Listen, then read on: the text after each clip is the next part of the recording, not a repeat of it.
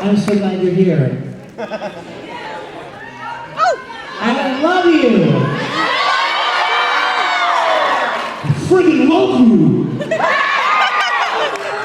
I'm so, you know what? How many of you guys are kind of Megacon regulars? I have missed you. Megacon is one of my favorite shows. I've done it almost every year for many, many years, and it's always been a very favorite show of mine. And last year, I got myself in a little pickle.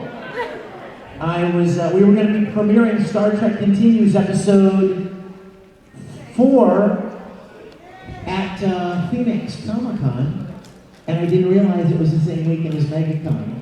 So we booked it all, and we had it all planned, and then somebody called me and said, you know that's the same weekend as Megacon. I was like, no! No! So I'm sorry that I missed you guys last year, but I'm so glad to be back. I'm offended. You've grown. I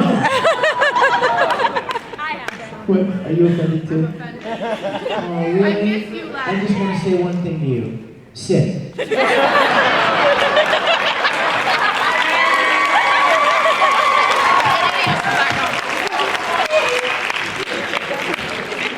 Why did I wear Inuyasha costume? Inuyasha. For those of you that got dragged into the room, you're not really sure why you're here or who this guy with puffy hair is in front of you. My name is Vic Mignogna. You have to put an Italian lilt to it. Say it with me. Mignogna. Very Like good. morning in But you can just Italian. call me Vic. I am a lowly voice actor. No. I've been involved in about 300 different animated series and video games, which means I was recording anime when Todd Havercorn was in high school. And now Todd's star is rising and mine is fading. And so I lift him up and I send him on his way with my blessing. Right? On the Enterprise, exactly. The Enterprise. How many of you guys have seen any of our Star Trek series? Not yet. The rest of you? What the heck, bro? Get Come started. on. I mean, even if you aren't a fan, what'd you say? My fiance that watches it. Right? We tell your fiance he's chosen wisely. You guys, we have this web series called Star Trek Continues. It picks up right where the original series was canceled back in the 60s. And it continues the mission of the Enterprise. And I love Todd so much that I made him Mr. Spock in my series. He's kind of like Teen Heartthrob Mr. Spock, but he's still Mr. Spock. And he does a great job, and you guys may know Chuck Huber. Wonderful voice actor. He plays Dr. McCoy. And I get to fulfill my childhood dream of playing Captain Kirk. We're having the best time, you guys. We're having the best time. Yesterday, we premiered episode 6 here, and it's online now, live for you to watch. So go home and check it out. It's free, unless in case anyone's like, how much does it cost? It's free. So, like the anime. And it's not so free. check it out. Tell your parents, even if you don't like Star Trek. I bet your parents like Star Trek. I bet your uncle likes Star Trek. Is that slapback just naturally in this room? That's amazing. You hear the echo? Yeah. Boom. Boom. You know what that makes me want to do?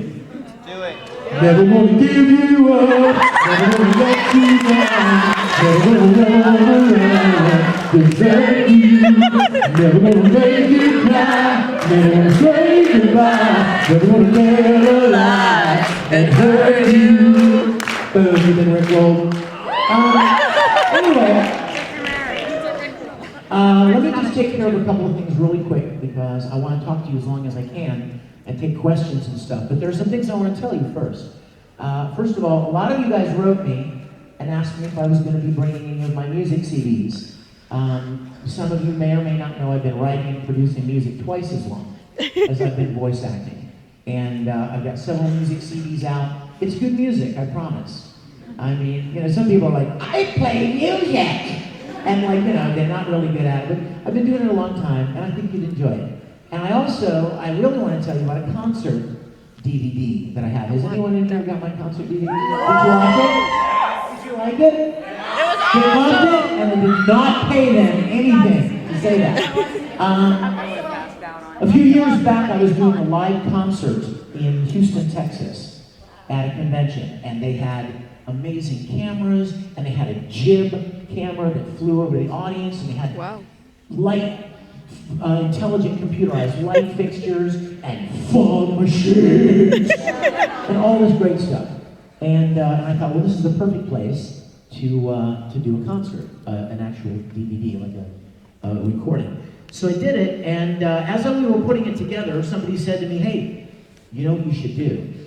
You should put Full Metal Fantasy on there. Yes, I want it so Now, for those of you that are like, what's Full Metal Fantasy? I want it so bad. Back when we were recording Full Metal Alchemist, the original, the first one, I was so jazzed by that show. I loved it so much. I had probably recorded 50 or 60 shows by that point, but nothing really grabbed me the way that show did. And I wanted to cosplay. I wanted to cosplay as Ed. And I thought, you're too tall. What are you thinking? You can't do that. But I made up this little story whereby a grown man starts turning into an anime character.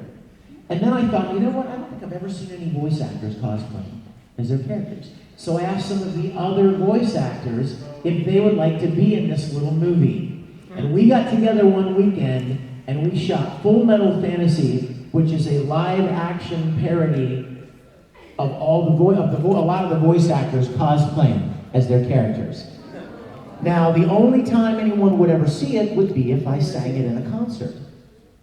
So, for instance, we would play it in the show, and then I would come out on stage and sit at a piano and play and sing the Brothers theme from Full Metal. You know that one, right? So sad. How can I repay you, brother? It's so pretty. Yes. You sing it very nicely. And so it was really a great part of the concert, was to kind of put it together with the music.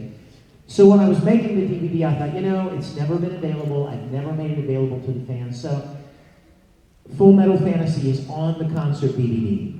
And I have it at my table. And there's also something else on there, another bonus feature, which I'm kind of embarrassed to talk about, but what the heck, right?